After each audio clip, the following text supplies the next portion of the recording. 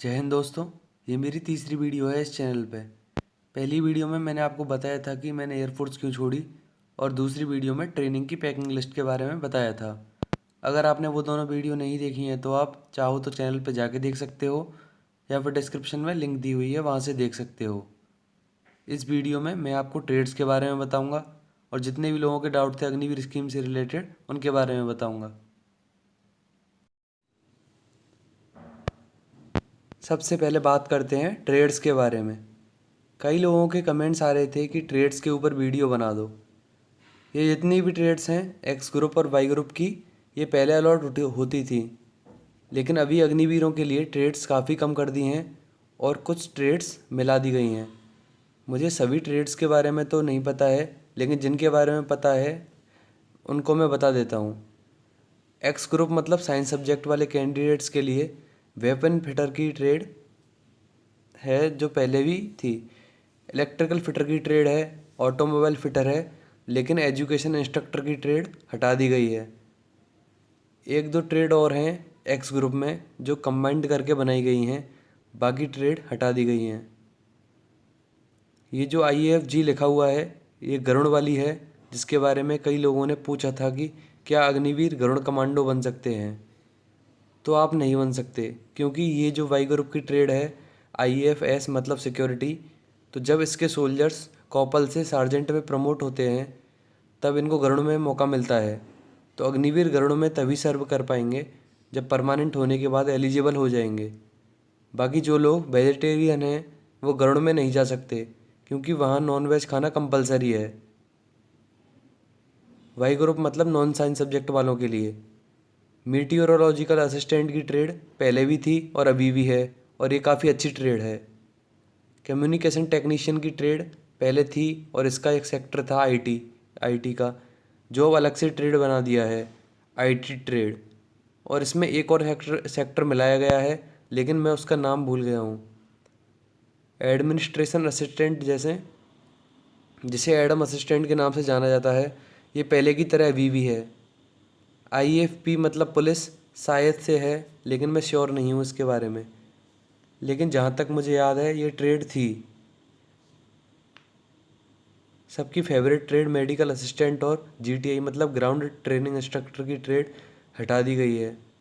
Medical assistant की भर्ती अब रैली के थ्रू हो रही हैं, जो परमानेंट है। म्यूजिशियन की ट्रेड भी हटा दी गई है। अलग से एक या दो ट्रेड और होंगी, बाकी इतनी ही ट्रेड रह गई हैं अब बात करते हैं 25% के सिलेक्शन कैसे होगा। वहाँ आपके रेगुलर एग्ज़ाम्स होंगे 4 साल तक। फिज़िकल और नॉलेज दोनों के इनके मार्क्स जुड़ेंगे, और 4 साल में 3 मेन एग्ज़ाम्स होंगे जो सबसे ज़्यादा इम्पोर्टेंट हैं, क्योंकि उन्हीं पर डिपेंड करेगा सिलेक्शन सबसे ज़्यादा। और इसमें फ़िज़िकल और नॉलेज दोनों ही तरह के एग्ज़ाम्स होंगे। स्कीम में साफ साफ लिखा हुआ है कि अप टू 25% सिलेक्ट करेंगे, मतलब वो 0 से 25% तक कितने भी सिलेक्ट कर सकते हैं। ज़रूरी नहीं है कि पूरे 25% करें, और ये भी हो सकता है कि 25% से ज़्यादा भी कर सकते हैं उनकी ज़रूरत के हिसाब से। ऐसा बताया था ऑफिसर्स ने वहाँ पे। और ये भी सुनने में आया था कि पहले बैच वाले सभी लोगों को परमानेंट कर सकते हैं। फ्यूचर में रिजर्वेशन की डिफेंस की तरफ से कोई भी बात नहीं बोली गई है, और ये सेंट्रल और स्टेट गवर्नमेंट ने बोली है, तो ये सब गवर्नमेंट पे डिपेंड करता है कि दें या ना दें। और जब जनवरी में ट्रेनिंग शुरू होने के बाद वीडियो कॉन्फ्रेंसिंग हुई थी हमारे डिफेंस मिनिस्टर जी के से तीनों फोर्सेस के अग्निवीरों की, तो तब बताया गया था कि कितना परसेंट रिजर्वेशन देना है। इस पे अभी बात चल रही है, और जल्दी ही बता देंगे कि कितना परसेंट रिजर्वेशन मिलेगा जॉब्स में आगे। तो 10% फ़िलहाल नहीं है अभी। और जब ये वीडियो कॉन्फ्रेंसिंग हुई थी तब हम सभी वहाँ थे, और शायद यूट्यूब पे वीडियो भी है उसकी, मन की बात अग्निवीर के नाम से। बेलगांव में ज्वाइनिंग के टाइम मेडिकल कैसे होगा, आपको इस बारे में बिल्कुल परेशान होने की ज़रूरत नहीं है। नॉर्मल ही होता है वहाँ मेडिकल, और बस 5 मिनट में फ्री कर देते हैं हर कैंडिडेट को। आपकी बॉडी को ऊपर से नीचे तक देखेंगे कि कहीं कोई हड्डी तो नहीं तोड़ रहे हैं, और यही मेन चेकअप है वहाँ। बाकी आइज़ चेक करेंगे कलर ब्लाइंडनेस के लिए, जैसे मेन मेडिकल में होती हैं बुकलेट से, और विज़न चेक करेंगे। AOX फॉर्मेट वाला चार्ट लगा हुआ है वहाँ पे, उसी को पढ़वाएंगे विज़न के लिए, तो आप उसे रट जाना। नोज़ चेक करेंगे नॉर्मली डीएनएस के लिए, और ईयर चेक भी नॉर्मली होगा बिना किसी मशीन के, क्योंकि उनके पास इतना टाइम नहीं होता वहाँ की हर बच्चे का फिर से पहले जैसा चेकअप करें।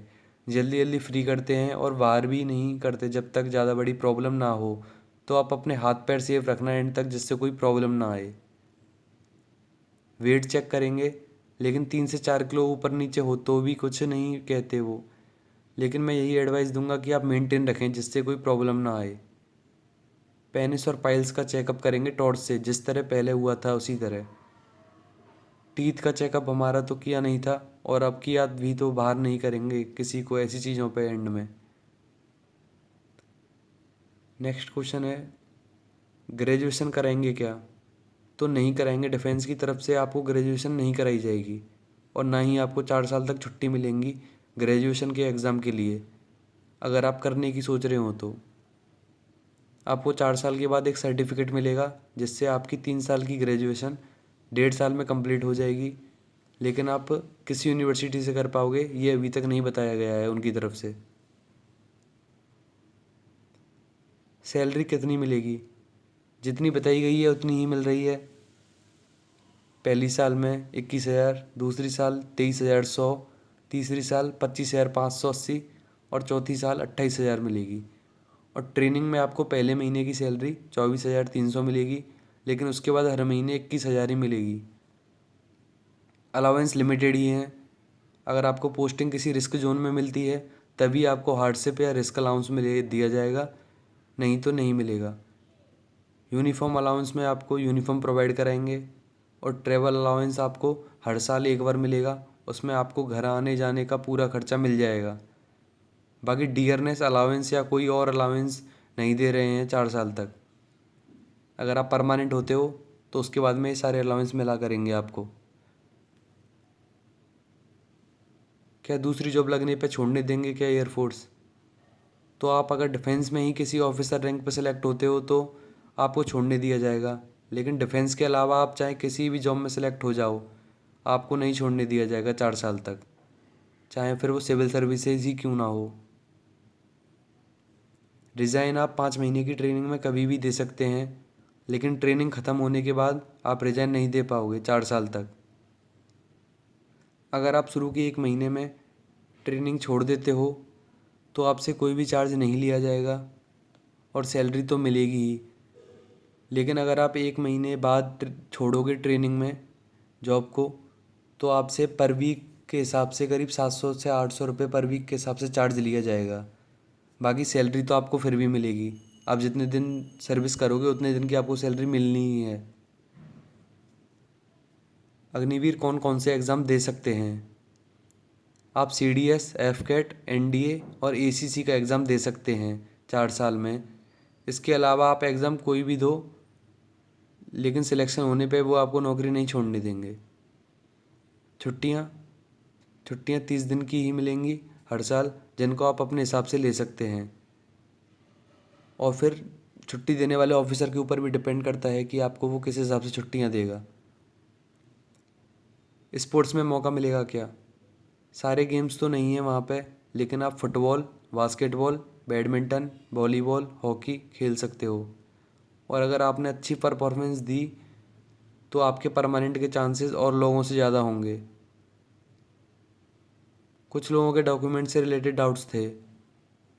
10th और 12th के एडमिट कार्ड नहीं ले जाने होते हैं किसी को भी, और ना ही वो कहते हैं एडमिट कार्ड की, चाहे किसी भी बोर्ड का स्टूडेंट हो।